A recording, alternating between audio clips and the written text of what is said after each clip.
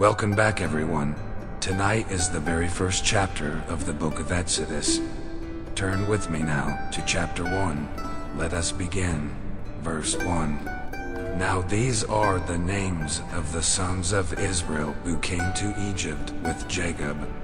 They came each one with his household: Reuben, Simeon, Levi, and Judah, Issachar, Zebulun, and Benjamin, Dan, and Naphtali, Gad, and Asher, and all the persons who came from the loins of Jacob were 70 in number. But Joseph was already in Egypt. Then Joseph died, and all his brothers, and all that generation. But the sons of Israel were fruitful, and increased, and multiplied, and became exceedingly mighty, so that the land was filled with them. And a new king arose over Egypt, who did not know Joseph. And he said to his people, Behold, the people of the sons of Israel are more and mightier than we. Come, let us deal wisely with them, lest they multiply, and it be in the event of war, that they also join themselves to those who hate us, and fight against us, and go up from the land. So they appointed taskmasters over them, to afflict them with hard labors. And they built for Pharaoh storage cities, Pithom and Ramses. But the more they afflicted them, the more they multiplied, and the more they spread out, so that they were in dread of the sons of Israel.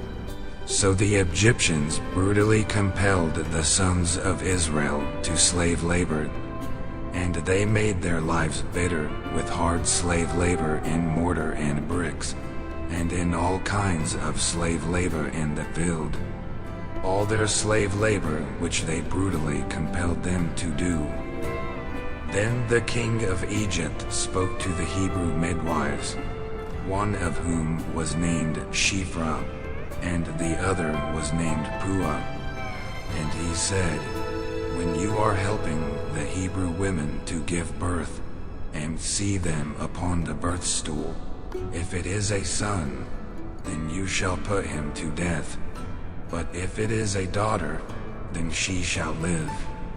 But the midwives feared God, and did not do as the king of Egypt had spoken to them, but let the boys live. So the king of Egypt called for the midwives, and said to them, Why have you done this thing, and let the boys live?